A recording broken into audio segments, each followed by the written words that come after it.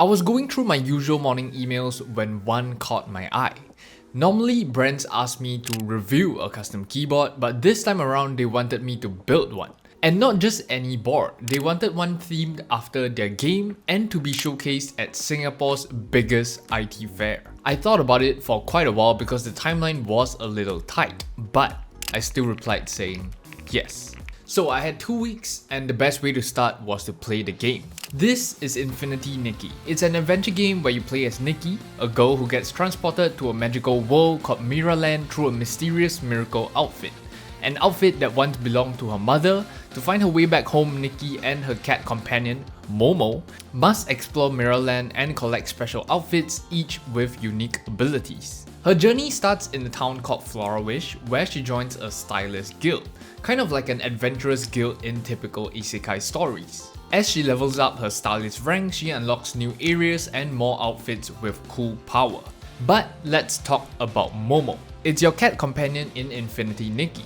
Momo gives Nikki advice, guides her on quests, and he's cute, which is what I want to theme my board around. Now, in terms of aesthetics, Momo has a soft, cozy vibe with a pastel color palette, mainly white fur with pink accents on his ears and paws. So I started off by looking for our keyboard kit.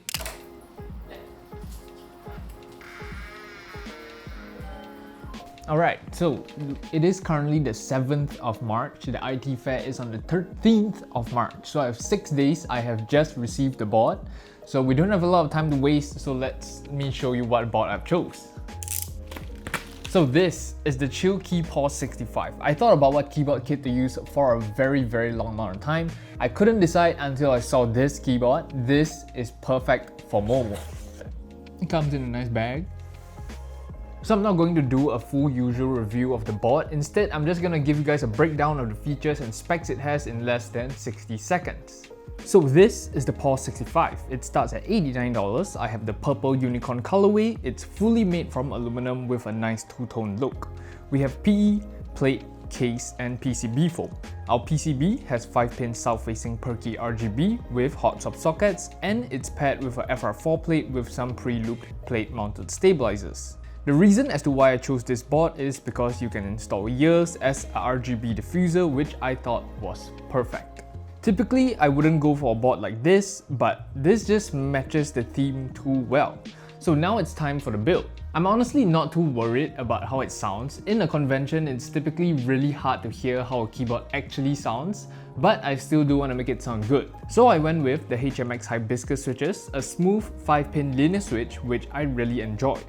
And for keycaps, I have the Lavender Bliss keycaps from Wuche Studio to finish it off. Each part complements each other really well and the purple theme is going perfectly. Now I could just call it a day here, but I still have something up my sleeve. Now I do have to mention the artwork I was using was a fan art. This is a themed keyboard, not an official merch or product, and it will not be sold. That is so cool.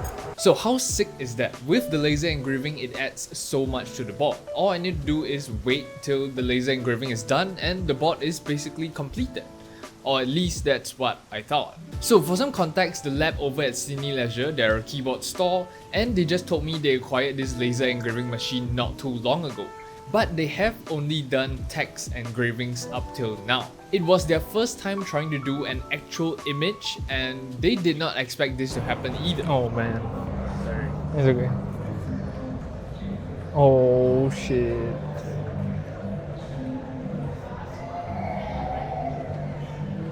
What do we do now? To be fair, everything was going pretty smoothly. The timeline was a little tight, but everything was going too smooth to be true.